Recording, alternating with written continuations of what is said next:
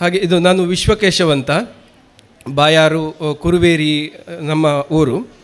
ಹಾಗೆ ನನ್ನ ಅರ್ಧಾಂಗಿನಿ ನವ್ಯಶ್ರೀ ಅಂತ.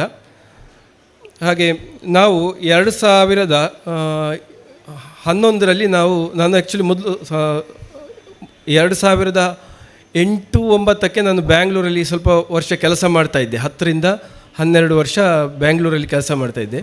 ಹಾಗೆ ನಮಗೆ ಕೃಷಿಯೆಲ್ಲ ಉಂಟು. ಹಾಗೆ ನಮಗೆ ಅದು ಜೀವನ, ಪೇಟೆ ಜೀವನ ನಮಗೆ ಸ್ವಲ್ಪ ಕಷ್ಟ ಅಂತಾಯಿತು. ಹಾಗೆ ನಮ್ಮಲ್ಲೇ ಉಂಟಲ್ಲ, ಜಮೀನೆಲ್ಲ ಉಂಟಲ್ಲ, ಹಾಗೆ ನಾವು ನಮ್ಮ ಊರಲ್ಲಿ ಏನಾದ್ರು ಮಾಡುವ ಅಂತೇಳಿ ಕೆಲಸ ಬಿಟ್ಟು ನಾವು ಊರಿಗೆ ಬಂದಂಥದ್ದು. ಆಗ ಕೋವಿಡ್ ಏನಿರಲಿಲ್ಲ, 2012. ಸೊ ನಾವು ಬಂದು ಸಣ್ಣಕ್ಕೆ ನಮ್ಮ ಕೃಷಿಯನ್ನು ತಂದೆಯೊಟ್ಟಿಗೆ ಅವರಿಗೆ ಸಪೋರ್ಟ್ ಮಾಡ್ತಾಯಿದ್ದೆ. ಹಾಗೆ ಸ್ವಲ್ಪ ಖಾಲಿ ಜಾಗ ಎಲ್ಲ ಇತ್ತು. ಹಾಗೆ ಆ ಖಾಲಿ ಜಾಗವನ್ನು ನೋಡಿ ನಾವು ಏನು ಯೋಗ್ಯ ಭೂಮಿಯಲ್ಲ, ಅದು ಬರೀ ಕಲ್ಲು ಇರುವಂತಹ ಮಣ್ಣಿನ ಒಂದು ಜಾಗ. ಆ ಭೂಮಿಯಲ್ಲಿ ನಾವು ಏನು ಕೃಷಿ ಮಾಡ್ಬೋದು? ನೀರಿಲ್ಲ, ಮತ್ತೆನ್ನೇನು ಕೃಷಿ ಮಾಡ್ಬೋದು?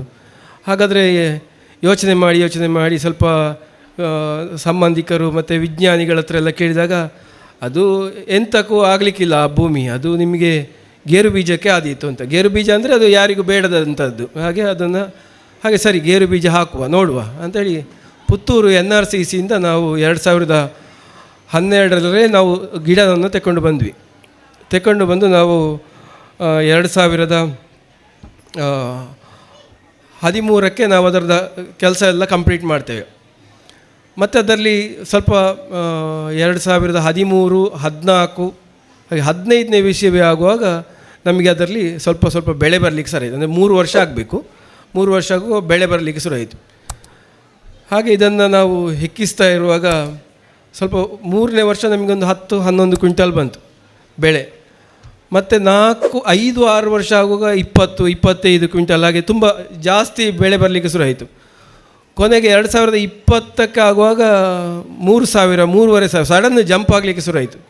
ಇದು ನಮಗೆ ಅದನ್ನು ಹೆಕ್ಕಲಿಕ್ಕೆ ಕೂಲಿ ಆಳುಗಳನ್ನು ಮಾಡಬೇಕು, ನಾವು ಮನೆಯವರು ಮಾಡಲಿಕ್ಕೆ ಸಾಧ್ಯ ಇಲ್ಲ. ಅಂದರೆ ಅಷ್ಟು ಬೀಳುವಾಗ ಒಬ್ಬೊಬ್ಬರಿಗೆ ನಾವು ಎಂತ ಮಾಡೋದು? ಒಬ್ಬೊಬ್ಬರು ನಾವು ಮಾಡಲಿಕ್ಕೆ ಸಾಧ್ಯ ಇಲ್ಲ. ಹಾಗೆ ಅದಕ್ಕೆಲ್ಲ ನಾವು ಬೇರೆ ನಮ್ಮ ಹತ್ತಿರ ಇರುವಂತಹ ಹೆಂಗಸರ ಸಹಾಯವನ್ನು, ಅಂದರೆ ಊರಲ್ಲಿರುವ ಕೃಷಿಕರ ಕಾರ್ಮಿಕರನ್ನು ನಾವು ಅವಲಂಬನೆ ಮಾಡಬೇಕು. ಸೊ ಅವರಿಗೆ ಅವಲಂಬನೆ ಮಾಡುವಾಗ ಅವರಿಗೆ ನಾವು ಸತತವಾಗಿ, ಅಂದರೆ ಇದು ಗೇರು ಬೀಜ ನಿಮಗೆ ಇದಕ್ಕೆ ಹೈಬ್ರಿಡ್ ಬೀಜ ಆದ ಕಾರಣ ನಿಮಗೆ ಫೆಬ್ರವರಿ ತಿಂಗಳಲ್ಲಿ ಸ್ಟಾರ್ಟ್ ಆಗ್ತದೆ, ಅದರ ಈಲ್ಡಿಂಗ್ ಸ್ಟಾರ್ಟ್ ಆಗ್ತದೆ. ಮೇ ಲಾಸ್ಟ್ವರೆಗೆ ಕೂಡ ನಿಮಗೆ ಬರ್ತಾಯಿತ್ತು ಕಂಟಿನ್ಯೂಸ್. ನಿಮಗೆ ಒಂದು 400-500 ಮರ ಇದ್ದರೆ ನಿಮಗೊಂದು 5-6 ಜನ ಬೇಕೇ ಬೇಕು ಅದನ್ನು ಹೆಕ್ಕಲಿಕ್ಕೆ, ಇಲ್ಲದ್ರೆ ಹೆಕ್ಕಿ ಆಗೋದಿಲ್ಲ. ತಂದು ಅದನ್ನು ಪಿಂಟ್ಬೇಕು, ಗೇರು ಬೀಜವನ್ನು ಸಪ್ರೇಟ್ ಮಾಡಬೇಕು, ಅಂಥದ್ದೆಲ್ಲ ತುಂಬ ಕೆಲಸ ಉಂಟು. ಹಾಗೆ ಅದೆಲ್ಲ ಮಾಡ್ತಾಯಿದ್ವಿ ನಾವು. ಹಾಗೆ ಮಾಡುವಾಗ 2020 ನೋಡಿ, ಒಂದು ಇದು ಕೋವಿಡ್ ಅಂತ ಬಂತು. ಹಾಗೆ ಎಲ್ಲ ಮಾಡಿ ಆಯಿತು, ನಾವು ಬಂಡವಾಳ ಹಾಕಿ ಆಯಿತು, ಎಲ್ಲ ಹಾಕಿ ಆಯಿತು. ನಾವು ಹಾಕಿದ ಇದನ್ನು ಕೃಷಿಯ ಉತ್ಪನ್ನವನ್ನು ವಾಪಸ್ ನಮಗೆ ಮಾರಲಿಕ್ಕೆ ಆಗ್ತಾಯಿಲ್ಲ. ಎಲ್ಲರೂ ಅಷ್ಟು ನಾವು ಖರ್ಚು ಮಾಡಿ ಎಲ್ಲ ಮಾಡಿದಾಗ ನಮಗೆ ಅದನ್ನು 80 ರೂಪಾಯಿಗೆ ಮತ್ತು 60 ರೂಪಾಯಿಗೆ ನಮ್ಮಿಂದ ಕೇಳ್ತಾಯಿದ್ರು ಈ ಗೇರು ಬೀಜವನ್ನು. ಎಂತ ಮಾಡೋದು? ಇದನ್ನು ನಾವು ಮಾಡಿ ನನಗೆ ಲಾಸ್, ಅಂದರೆ ನಮಗೆ ಅದರಲ್ಲಿ ಲಾಸ್ ಅಂದರೆ ದೊಡ್ಡ, ಅಷ್ಟು ಕಷ್ಟಪಟ್ಟು ಮಾಡಿದಾಗ ನಮಗೆ ಅದರಲ್ಲಿ ಉಳಿತಾಯ ಎಂದು ಆಗ್ತಾ ಇರಲಿಲ್ಲ. ಹಾಗೆ ಇದನ್ನು ಏನಾದ್ರು ಒಂದು ಮಾಡಬೇಕಲ್ಲ ಅಂಥೇಳಿ ನಾನು ನನ್ನ ಶ್ರೀಮತಿಯವರ ಹತ್ರ ನಾವು ಮಾತಾಡ್ತಾಯಿದ್ವಿ. ಹಾಗೆ ಒಂದು ದಿವಸ ನಾವು ಮಾತಾಡ್ತಿರುವಾಗ ಸಡನ್ನಾಗಿ ನಾವು ನೋಡುವ ಇದನ್ನು ಅಂತೆಲ್ಲ ಸ್ವಲ್ಪ ಸ್ಟಡಿ ಮಾಡಿ, ಸ್ವಲ್ಪ ಯೂಟ್ಯೂಬಲ್ಲೆಲ್ಲ ಸ್ಟಡಿ ಮಾಡಿದ್ವಿ. ಹಾಗೆ ಮತ್ತು ನಮ್ಮ ಗೇರು ಬೀಜದ ಸೈಂಟಿಸ್ಟ್ಗಳಿದ್ದಾರೆ, ಡಾಕ್ಟರ್ ಮೋಹನ್ ತಲಕಾಳ್ಕೊಪ್ಪ ಅವರು ನಮಗೆ ಕೂಡ ಕೆಲವು ಮಿಷಿನರಿ ಡೀಟೇಲ್ಗಳನ್ನೆಲ್ಲ ಕೊಟ್ಟಿದ್ದರು. ಸೊ ಹಾಗೆ ಅದನ್ನು ನಾವು ಸ್ಟಡಿ ಮಾಡಿ ಮತ್ತೆ ನಾವು ಮಹಾರಾಷ್ಟ್ರಕ್ಕೆ ನೋಡುವ ಅಂಥೇಳಿ ಮಹಾರಾಷ್ಟ್ರಕ್ಕೆ ಹೋದ್ವಿ. ಮಹಾರಾಷ್ಟ್ರದಲ್ಲಿ ನಾವು ಹೋಗಿ ಬಂದ ಮೇಲೆ ನಮಗೆ ಅಲ್ಲಿ ಎಲ್ಲ ಐಡಿಯಾ ಸಿಕ್ಕಿತ್ತು, ಯಾವ ಥರ ಮಿಷಿನ್ಗಳೆಲ್ಲ ಉಂಟು, ಇದನ್ನು ಹೇಗೆ ಮಾಡೋದು. ಯಾಕಂದರೆ ದೊಡ್ಡ ಮಟ್ಟದಲ್ಲಿ ಮಾಡಲಿಕ್ಕೆ ಸಾಧ್ಯ ಇಲ್ಲ. ನಮಗೆ ಆಗುವಂಥದ್ದು ಕೇವಲ 3-3.5 ಟನ್, ಮ್ಯಾಕ್ಸಿಮಮ್ ಅಂದರೆ 4 ಟನ್, 4,000 kg ಆಗ್ಬೋದು. ಅದಕ್ಕೆ ನಾವು ಇಷ್ಟೆಲ್ಲ ಬಂಡವಾಳ ಹಾಕಿದರೆ ನಮಗೆ ಆಗಲಿಕ್ಕಿಲ್ಲ. ಸಣ್ಣ ಮಟ್ಟದಲ್ಲಿ, ಸ್ಮಾಲ್ ಈಸ್ ಬ್ಯೂಟಿಫುಲ್, ಅಂದರೆ ಚಿಕ್ಕದಾಗಿರಬೇಕು ಯಾವಾಗಲೂ. ಹಾಗೆ ಆ ನಿಟ್ಟಿನಲ್ಲಿ ನಾವು ಯೋಚನೆ ಮಾಡಿ ಸಣ್ಣ ಮಿಷಿನ್ಗಳೇನು ಉಂಟು ಅಂತ ಹೇಳಿ ನೋಡುವಂಥ ಒಂದು ಕಂಪನಿ ಸಿಕ್ಕಿತ್ತು ನಮಗೆ, ರೋಟೆಕ್ಸ್ ಅಂತ ಪೂನಾದಲ್ಲಿ. ಸೊ ಅವರಿಂದ ನಾವು ಮಿಷಿನ್ಗಳನ್ನು ನೋಡಿ ನಮಗೆ ಯಾವ ಥರ ಬೇಕು ಆ ಥರ ತಗೊಂಡು ಬಂದ್ವಿ. ತೆಕ್ಕೊಂಡು ಬಂದು ನಾವು ಅದನ್ನು ಪ್ರಯೋಗ ಮಾಡ್ತೇವೆ. 2020 ಪ್ರಯೋಗ ಮಾಡ್ತೇವೆ. ಮನೆಯಲ್ಲಿ ತಂದು ನಾವು ಮಿಷಿನ್ಗಳನ್ನೆಲ್ಲ ಇಡ್ತೇವೆ. ಸಣ್ಣ ಒಂದು ಕುಕ್ಕರ್ ಅಂದರೆ ಬಾಯ್ಲರನ್ನು ಇಡ್ತೇವೆ. ಅದು ಬಾಯ್ಲರ್ ಅಲ್ಲ, ಕುಕ್ಕರ್, ಸಣ್ಣ ಮಟ್ಟ. ಅಂದರೆ ನಮಗೆ ಅದು ಯಾವ ಟೈಪ್ ಇದು ಮುಂದೆ ಹೋಗ್ತದೆ ಅದು ನಮಗೆ ಗೊತ್ತಿಲ್ಲ. ಸುಮ್ಮನೆ ನಾವು ಹೇಗೂ ಬೀಜದಲ್ಲಿ ಗೇರು ಬೀಜಕ್ಕೆ ಬಂಡವಾಳ ಹಾಕಿ ಸೋತಿದ್ದೇನೆ, ನೋಡುವ ಇದರಲ್ಲಿ ಹೋಗಲಿ, ತೊಂದರೆ ಇಲ್ಲ, ಹೋದರೆ ಹೋಗಲಿ ಅಂತ ಹೇಳಿ ಪುನಃ ನಾನು ಸ್ವಲ್ಪ ಬಂಡವಾಳ ಹಾಕಿ ಒಂದು 3.5 ಲಕ್ಷ ನಾವು ಕೈಯಿಂದ ಹಾಕಿದ್ದೀವಿ. ಹಾಕಿ ಮತ್ತೆ ಮಿಷನರಿಗಳನ್ನ ತಂದ್ವಿ. ಸಣ್ಣ ಕುಕ್ಕರ್ ಅಂದರೆ ಒಂದು 50 kg ಆಗುವಷ್ಟು ನಾವು ಮಾಡುವಂಥದ್ದು, ಅದಕ್ಕಿಂತ ಹೆಚ್ಚು ಮಾಡಲಿಕ್ಕಿಲ್ಲ ಅಂಥೇಳಿ ತಂದು ಮಾಡಲಿಕ್ಕೆ ಶುರು ಮಾಡಿದೆವು. ಆಗ ನಮ್ಮ ಮಾಡ್ತಾ ಇರುವಾಗ ಅದರ ಪರಿಮಳ ನಮ್ಮ ಶ್ರೀಪಡ್ರೆ ಅವರಿಗೆ ತಲುಪಿತು. ಸೊ ಅವರು ಅಡಿಕೆ ಪತ್ರಿಕೆಯಲ್ಲಿ ಬರೆದ್ರು. ಹಾಗೆ ಬರೆದು ಅದು ಕೂಡ ತುಂಬ ಪ್ರಚಾರ ಆಯಿತು, ನಮಗೆಲ್ಲ ಆರ್ಡರ್ ಬರಲಿಕ್ಕೆ ಶುರು ಆಯಿತು. ಹಾಗೆ ಸ್ವಲ್ಪ ಸ್ವಲ್ಪ ಮಾರಾಟ ಮಾಡ್ತಾ ಇದ್ವಿ. ಹಾಗೆ ಮತ್ತೆ ಒಂದು ಸತಿ ಬಂದವರು ಮತ್ತೆ ಪುನಃ ಬರಬೇಕಂದ್ರೆ ಇದು ಸ್ವಲ್ಪ ಕಾಸ್ಟ್ಲಿ ಐಟಮ್. ಅಂದರೆ ಗೇರು ಬೀಜ ನಮಗೆ ಕೊಡುವಾಗ ನಾವು ಮಾರುವಾಗ 100 ರೂಪಾಯಿ ಆದರೂ 120 ರೂಪಾಯಿ ಇದ್ದರೂ ಕೂಡ ಮೌಲ್ಯವರ್ಧನೆ ಆಗುವಾಗ ಸ್ವಲ್ಪ ಜಾಸ್ತಿ ಆಗ್ತದೆ ರೇಟು. ಅಂದರೆ ಆಗಿನ ಕ್ರಯದಲ್ಲಿ ಸಾಧಾರಣ ಒಂದು 900 ರೂಪಾಯಿ ಇತ್ತು. ಹಾಗೆ 2021 900 ರೂಪಾಯಿ ಇತ್ತು. ಆದರೂ ಆಗಿನ ಸಮಯಕ್ಕೆ ಅದು ದೊಡ್ಡ ಬೆಲೆ. ಹಾಗೆ ಎಂತ ಮಾಡೋದು, ಇದನ್ನು ಮಾರಾಟ ಮಾಡೋದು ಈಗ ತಂದೆಲ್ಲ ನಾವು ಎಲ್ಲ ಮಾಡಿ ಆಯಿತು, ಇದನ್ನು ಮಾರಾಟ ಮಾಡೋದು ಹೇಗೆ?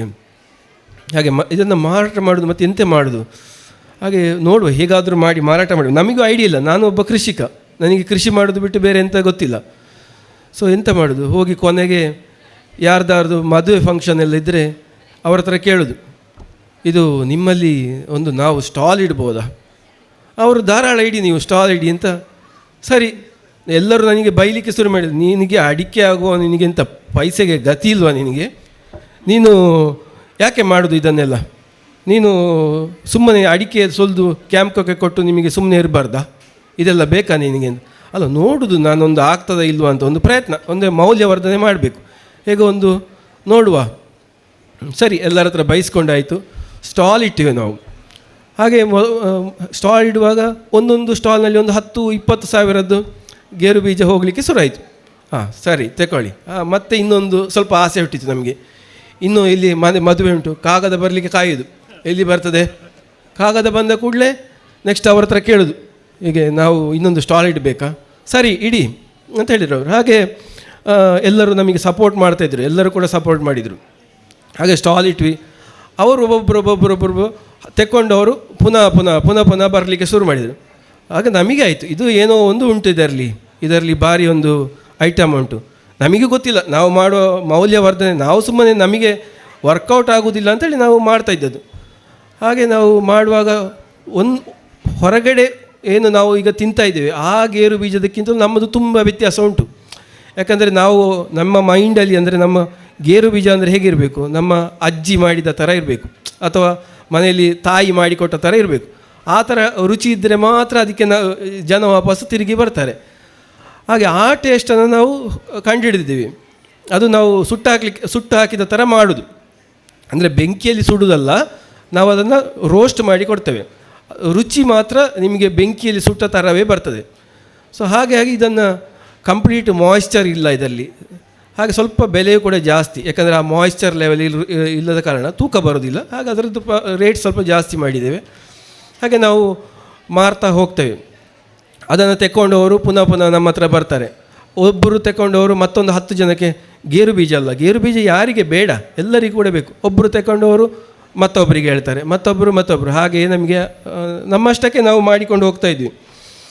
ಹಾಗೆ ನಾವೊಂದು ಇದರಲ್ಲಿ ಇವರು ಡಾಕ್ಟರ್ ಮೋಹನ್ ಸರ್ ಕೂಡ ನಮಗೆ ಸಪೋರ್ಟ್ ಮಾಡ್ತಾರೆ. ಅವರು ಕೂಡ ಒಂದು ಆರ್ಟಿಕಲ್ ಬರೀತಾರೆ, ಅದರಲ್ಲಿ ಕೂಡ ಪ್ರಚಾರ ಆಯಿತು. ಉತ್ತರ ಕರ್ನಾಟಕ ಅಲ್ಲಿಂದ ಎಲ್ಲ ಬರಲಿಕ್ಕೆ ಶುರು ಆಯಿತು. ಕೊನೆಗೆ ನನ್ನ ಗೇರು ಬೀಜ ಮುಗಿಲಿಕ್ಕೆ ಸ್ಟಾರ್ಟ್ ಆಯಿತು. ಈಗ ನಾನು ಎಂತ ಮಾಡೋದು, ಇನ್ನು ಗೇರು ಬೀಜ ಎಲ್ಲಿಗೆ ಹೋಗೋದು ನಾನು ಗೇರು ಬೀಜಕ್ಕೆ? ಹಾಗೆ ಕೊನೆಗೆ ಅಕ್ಕಪಕ್ಕ ನನ್ನ ಅಣ್ಣ ತಮ್ಮಂದಿರು, ಅಂದರೆ ಚಿಕ್ಕಪ್ಪ ಮಕ್ಕಳದ್ದು ನಾನು ತೆಗೊಳ್ಳಿಕ್ಕೆ ಶುರು ಮಾಡಿದೆ. ಸ್ವಲ್ಪ ಮಾರ್ಕೆಟಿಂದ ಒಂದು 10 ರೂಪಾಯಿ 20 ರೂಪಾಯಿ ಹೆಚ್ಚು ಕೊಟ್ಟು ತೆಗೊಳ್ಳಿಕ್ಕೆ ಶುರು ಮಾಡಿದೆ. ಅವರಿಗೂ ಖುಷಿ ಆಯಿತು, ಮನೆಯಿಂದಲೇ ಹೋಗ್ತದಲ್ಲ, ನಾವು ಅದನ್ನು ತೆಗೊಂಡೋಗಿ ಅಲ್ಲಿ ನಮಸ್ಕಾರ ಹಾಕಲಿಕ್ಕೆಲ್ಲ ಇಲ್ಲಲ್ಲ, ಆಯಿತು ನಿಮಗೆ ಕೊಡುವ ಅಂತೇಳಿ ನಮಗೆ ಕೊಟ್ಟರು. ಅದು ಆಯಿತು. ಅದು ಎಲ್ಲ ಒಂದು 15-20 ದಿವಸದಲ್ಲಿ ಖಾಲಿ. ಯಾಕಂದರೆ ಇದು ಸುಟ್ಟು ಹಾಕಿದಾಗೆ ಟೇಸ್ಟ್ ಬರ್ತಾ ಉಂಟಲ್ಲ. ಹಾಗೆ ಮತ್ತೆ ಇನ್ನೆಂತ ಮಾಡೋದು, ಮತ್ತು ಇನ್ನು ಮಾಡಲಿಕ್ಕೆ ನಂತರ ಗೇರು ಬೀಜ ಇಲ್ಲ, ನಾನು ನಿಲ್ಲಿಸ್ತೇನೆ, ನನಗೆ ಆಗೋದಿಲ್ಲ ಹಾಗೆ ಹೇಳಿ ಎಲ್ಲ ನಿಲ್ಲಿಸಿಬಿಟ್ಟೆ. ಒಂದು 2 ತಿಂಗಳು ರಜೆ, ಮತ್ತು ಇನ್ನು ಹೊಸತ್ತು ಬೆಳೆ ಬಂದ ಮೇಲೆ ಮಾಡೋದು ನಾನು ಅಂತ. ಹಾಗೆ ಆಯಿತು, ಎಲ್ಲರೂ ಒಪ್ಪಿದರು, ಆಯಿತು ತೊಂದರೆ ಇಲ್ಲ, ಬಂದಾಗ ಕೊಡಿ, ನೀವು ನಿಮ್ಮ ಹತ್ರ ಬಂದಾಗ ಕೊಡಿ ಅಂತ ಹೇಳಿದರು. ಆಗ ನನಗೆ ಮತ್ತೊಂದು ವಿಶ್ವಾಸ ಆಯಿತು, ನಮ್ಮ ಎಲ್ಲ ನಮ್ಮ ಗ್ರಾಹಕರೇ ಅದರ ಕೈ ಬಿಡಲಿಲ್ಲ ನಮ್ಮನ್ನು. ಅರ್ಥ ಆಗ್ತದೆ ಅವರಿಗೆ, ರುಚಿ ಮಾತ್ರ ಅದುವೇ ಬೇಕು ನಮಗೆ, ಅದೇ ರುಚಿ ಬೇಕು ಅಂತ. ಸರಿ, ಹಾಗಾದರೆ ಎಂತ ಮಾಡೋದು, ಮತ್ತೆ ಪುನಃ ಪ್ಲ್ಯಾನ್ ಮಾಡಿದ್ವಿ. ಹಾಗಾದರೆ ಈ ವರ್ಷ ಸ್ವಲ್ಪ ಇನ್ನೂ ಸ್ವಲ್ಪ ಜಾಸ್ತಿ ಕೃಷಿಕರ ಹತ್ರ ಎಲ್ಲ ನಾವು ಹೇಳುವ. ಹಾಗೆ ಒಂದು 20-30 ಕೃಷಿಕರ ಹತ್ರ ನಾವು ಮೊದಲೇ ಹೇಳಿರ್ತೇವೆ. ಅಂದರೆ ನಮಗೆ ಹೈಬ್ರಿಡ್, ಅಂದರೆ ಸಿಲೆಕ್ಟೆಡ್ ಹೈಬ್ರಿಡ್ ಬೀಜ ಬೇಕಾಗುವಂಥದ್ದು ಅವರೆಲ್ಲ ನಮಗೆ ತೆಗೆದಿಡ್ತಾರೆ. ಹಾಗೆ ಅದನ್ನು ಕೂಡ ಅವರಿಗೆ ಕೂಡ ಮಾರ್ಕೆಟಲ್ಲಿ 150 ರೂಪಾಯಿ ಇದ್ದರೆ 160-70ಕ್ಕೆ ಕೂಡ ನಾವು ಪರ್ಚೇಸ್ ಮಾಡ್ತೇವೆ ರೇಟನ್ನು. ಅಂದರೆ ಒಣಗಿಸಿ ಕೊಡಬೇಕು ಅವರು ಕ್ಲೀನಾಗಿ, ನಮಗೆ ತಂದು ಕೊಟ್ಟರೆ ನಾವು ತಗೊಳ್ತೇವೆ. ಅಥವಾ ತುಂಬ ಆರ್ಡರ್ಸ್ ಇದ್ದರೆ ನಮಗೆ ಹೇಳಿದರೆ ನಾವೇ ಗಾಡಿ ತಗೊಂಡು ಬರ್ತೇವೆ, ನಾವು ತಗೊಂಡು ಬಂದು ನಾವು ಪಿಕಪ್ ಮಾಡ್ತೇವೆ. ಹಾಗೆ ಅಭಿವೃದ್ಧಿ ಆಗ್ತಾ ಹೋಯಿತು. ಹಾಗೆ ಮತ್ತೆ ನಮ್ಮ ಒಂದು 1 ವರ್ಷ ಹಿಂದೆ ನಾವೊಂದು ರಾಜಸ್ಥಾನಕ್ಕೆ ಟೂರ್ ಹೋಗಿರ್ತೇವೆ. ಆಗ ಶಿವಸುಬ್ರಹ್ಮಣ್ಯ ಅವರು, ನಿರಂಜನ ಪೋಳ್ಯ ಅವರೆಲ್ಲ ಬಂದಿರ್ತಾರೆ ನಮ್ಮ ಮನೆಗೆ. ಸುಹಾಸ್ ಮರಿಕೆಯವರು, ಅವರಿಗೂ ಕೂಡ ನಾವು ಕೈಯಲ್ಲಿ ಸ್ವಲ್ಪ ಗೇರು ಬೀಜ ಇದ್ದದನ್ನು ಗೇರು ಬೀಜವನ್ನು ನಾವು ಅವರಿಗೆ ಕೊಡ್ತೇವೆ. ಅವರಿಗೆ ತಿಂದವರಿಗೆ ಸುಹಾಸ್ ಹೇಳಿದ, ಇದು ಸುಹಾಸ್ ಮರಿಕೆ ಅಂತ ಮರಿಕೆ ಸ್ಟೋರ್ ಉಂಟಲ್ಲ, ಅವರು ಇದು ಭಾರಿ ಒಳ್ಳೆಯದುಂಟು ವಿಶ್ವಣ್ಣ. ಅವರು ನನ್ನನ್ನು ಯಾವಾಗಲೂ ಫೋನ್ ಮಾಡುವಾಗ ವಿಶ್ವಣ್ಣ ಅಣ್ಣ ಅಣ್ಣ ಅಂತ ಹೇಳೋದು, ನಾನು ಅವರಿಗೆ ತಮ್ಮ ತಮ್ಮ ತಮ್ಮ ಏನು ತಮ್ಮ ಅಂತ ಮಾತಾಡೋದು. ಹಾಗೆ ಅವರಿಗೆ ಕೊಟ್ಟೆವು. ಅವರ ಮಿಸ್ಸಸ್ ಎಲ್ಲ ಹೇಳಿದರು, ಅವರ ತಂದೆ ಎಲ್ಲ ಇದು ಭಾರಿ ಒಳ್ಳೆಯದುಂಟು, ಇದು ನಮಗೆ ನಮ್ಮ ಅಂಗಡಿಗೆ ನೀವು ಆದರೆ ಹಾಕಿ. ನಾನು ಹೇಳಿ ನನಗೆ ಕೊಡಲಿಕ್ಕೆ ಆಗೋದಿಲ್ಲ, ನನ್ನ ಸಪ್ಲೈಯರ್ಸ್ ಅಂದರೆ ನಮ್ಮ ಗ್ರಾಹಕರು, ನಾವೇನು ಮದುವೆ ಮನೆಯಲ್ಲೆಲ್ಲ ಇಟ್ಟಿದ್ದೀವಿ ನೋಡಿ, ಅವರಿಂದ ಬಂದ ಗ್ರಾಹಕರು ಯಾರು ಇರ್ತಾರೆ ಅವರೇ ಬರ್ತಾರೆ, ನಮಗೆ ಕೊಡಲಿಕ್ಕೆ ಆಗೋದಿಲ್ಲ, ಎಂತ ಮಾಡೋದು, ಆಗುವಾಗ ಕೊಡಿ. ಹಾಗೆ ನೋಡುವ, ಅವರಿಗೊಂದು ಬ್ಯಾಚ್ ಕೊಡುವಂಥ ಒಂದು 80 kg ಮಾತ್ರ ಕೊಡ್ತೇನೆ, ನನಗೆ ಆಗೋದಿಲ್ಲ ಅಂತ. ಸರಿ ಅಂತ ಇಟ್ಟು 3 ದಿವಸದಲ್ಲಿ ವಿಶ್ವಣ್ಣ ಬೀಜ ಖಾಲಿ ಬೇಕೇ ಬೇಕು ಅಂತ ದಿವಸಕ್ಕೆ 3 ಸತಿ ಫೋನ್ ಮಾಡ್ತಾಯಿದ್ರು. ಮತ್ತು ಎಂತ ಮಾಡೋದು, ಹಾಗೆ ಮತ್ತೆ ಏನೋ ಮಾಡಿ ಅವರಿಗೆ ಕನ್ವಿನ್ಸ್ ಮಾಡಿದೆವು, ಆಯ್ತು ಮಾಡಿ ಕೊಡ್ತೇವೆ. ಹಾಗೆ ಅವರೊಂದು ಪರಿಚಯ ಆಯಿತು, ಸುಹಾಸ್ ಅವರದ್ದು. ಹಾಗೆ ಈಗ ಅವರಿಗೂ ಕೂಡ ನಾವು ಸಪ್ಲೈ ಮಾಡ್ತಾ ಇದ್ದೇವೆ. ಈಗ ನಿಮಗೆ ಬೇಕಂತಂದರೆ ಅಲ್ಲಿ ಮರಿಕೆ ಸ್ಟೋರ್ಸಲ್ಲಿ ಸಿಗ್ತದೆ, ಅವರು ನಿಮಗೆ ಕೊಡ್ತಾರೆ. ನಮ್ಮ ಹತ್ರ ಬಂದರೆ ನಾವು ಕೂಡ ಕೊಡ್ತೇವೆ, ಯಾರಿಗೂ ಇಲ್ಲ ಅಂತ ಹೇಳೋದಿಲ್ಲ.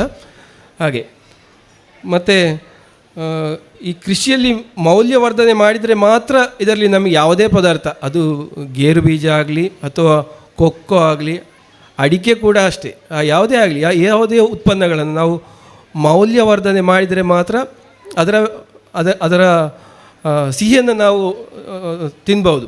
ಇಲ್ಲದ್ರೆ ನಮಗೆ ಅದರಲ್ಲಿ ಯಾವುದೇ ಉಳಿತಾಯವೂ ಆಗೋದಿಲ್ಲ.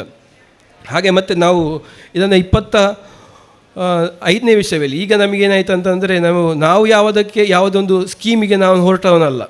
ಸರ್ಕಾರದಿಂದ ಆ ಸ್ಕೀಮ್ ಉಂಟಾ ಈ ಸ್ಕೀಮ್ ಉಂಟಾ ಅಂತ ನಾವು ಹೊರಡಲಿಲ್ಲ. ಈ ನರೇಂದ್ರ ಮೋದಿಯವರ ನೇತೃತ್ವದ ಸರ್ಕಾರದಲ್ಲಿ ಅವರೇ ಐಡೆಂಟಿಫೈ ಮಾಡ್ತಾರೆ, ಈ ಡಿಸ್ಟಿಕ್ ಕೋಆರ್ಡಿನೇಟರ್ಸ್ ಅಂತ ಇರ್ತಾರೆ PMFME ಸ್ಕೀಮಲ್ಲಿ. ಅವರೇ ಆಫೀಸರ್ಸ್ ಹೀಗೆ ಬಾಯಿಂದ ಬಾಯಿ ಹೋಗಿ ಅವರು ನಮಗೆ ಈಗ ಒಂದು ಮಾಡ್ತಾ ಇದ್ದಾರೆ, ಅವರಿಗೇನಾದ್ರು ಒಂದು ಕೊಡಿ ಅಂತ, ಸವಲತ್ತು ಕೊಡಿ ಅಂತ ಹೇಳಿದರು. ಹಾಗೆ ಅವರು ನಮ್ಮ ಮನೆಗೆ ಬಂದರು. ಅವರು ಮನೆಗೆ ಬಂದು ಈಗ ನಮಗೆ ಒಂದು PMFME ಅಂತ, ಅಂದರೆ ಈ ಸ್ಮಾಲ್ ಸ್ಕೇಲ್ ಇಂಡಸ್ಟ್ರಿಯ ಅಂಡರಲ್ಲಿ ಈ Pradhan Mantri formalisation of micro food processing entrepreneurship scheme ಕೆಳಗಡೆ ನಮಗೊಂದು ಸ್ಕೀಮನ್ನು ಶ್ಯಾಂಕ್ಷನ್ ಮಾಡಿದ್ದಾರೆ. ಅದರ ಈಗ ಕನ್ಸ್ಟ್ರಕ್ಷನ್ ಆಗ್ತಾ ಉಂಟಷ್ಟೇ ಅದು, ಅದರ ಕೂಡ ನಮಗೆ ಬೆನಿಫಿಟ್ ಆಯಿತು. ಸೊ ಹಾಗೆ ನಾವು ಅದನ್ನು ಮೌಲ್ಯವರ್ಧನೆ ಮಾಡ್ತಾ ಇದ್ದೇವೆ. ಸೊ ಹಾಗೆ ಇದು ನಮ್ಮೊಂದು ಸಣ್ಣ ಜರ್ನಿ ಅಷ್ಟೇ, ದೊಡ್ಡದೇನಲ್ಲ. ಹಾಗೆ ಇಂಪ್ರೂವ್ ಮಾಡ್ತಾ ಇದ್ದೇವೆ ನಮ್ಮದಂದರೆ ಈಗ ಈ ಗೇರು ಬೀಜದಲ್ಲಿ ಈ ಸುಟ್ಟ ರೀತಿಯ ಅದಕ್ಕೊಂದು ರುಚಿ ಇರುವ ಕಾರಣ ನಮ್ಮಲ್ಲಿಂದ ಜನಗಳನ್ನು ನಮ್ಮ ಗೇರು ಬೀಜವನ್ನು ತಗೊಂಡು ಹೋಗ್ತಾರೆ. ಹಾಗೆ ಯಾವುದೇ ಆದರೂ ನಾವು ಅದನ್ನು ಮೌಲ್ಯವರ್ಧನೆ ಮಾಡಬೇಕು. ಮೌಲ್ಯವರ್ಧನೆ ಮಾಡಿದರೆ ಮಾತ್ರ ಅದರಲ್ಲಿ ನಮಗೆ ಸಕ್ಸಸ್. ಹಾಗೆ ನನಗೆ ಸಂಪೂರ್ಣ ಸಹಕಾರ ನನ್ನ ಶ್ರೀಮತಿಯವರದು. ಸೊ ನಾವೆಲ್ಲ ಒಟ್ಟಿಗೆ ಸೇರಿಕೊಂಡು ಮಾಡ್ತಾ ಇರುವಂಥದ್ದು. ಅಂದರೆ ಕೆಲವು ಸತಿ ನಾವು ಬೆಳಿಗ್ಗೆ ಬೇಗ ಎದ್ದು ಮಾಡ್ತೇವೆ. ಈಗ 4-5 ಗಂಟೆಗೆಲ್ಲ ಕೆಲವು ಸತಿ ಸ್ಟಾರ್ಟ್ ಮಾಡಿಬಿಡ್ತೇವೆ, ಮತ್ತು ಅದರಷ್ಟೇ ಆಟೋಮೆಟಿಕ್ ಮಿಷಿನ್ಗಳು ಅದರಷ್ಟಕ್ಕೆ ಆಗ್ತದೆ. ಹಾಗೆ ಎಲ್ಲರ ಸಹಕಾರ, ಹಾಗೆ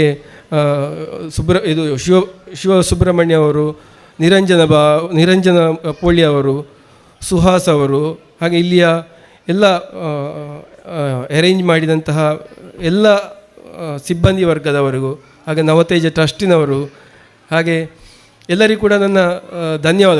ಹೀಗೊಂದು ಅವಕಾಶವನ್ನು ಕೊಟ್ಟದಕ್ಕೆ ನಮಗೆ ತುಂಬ ಖುಷಿಯಾಯಿತು. ಹೀಗೆ ಮುಂದುವರಿಲಿ ಸಹಕಾರ. ಹಾಗೆ ಧನ್ಯವಾದಗಳು. ನಮ್ಮ ಈ 2 ಮಾತನ್ನು ಮಾತಾಡಲಿಕ್ಕೆ ಅವಕಾಶ ಕೊಟ್ಟದಕ್ಕೆ ನಿಮಗೆಲ್ಲ ಧನ್ಯವಾದಗಳು. Thank you.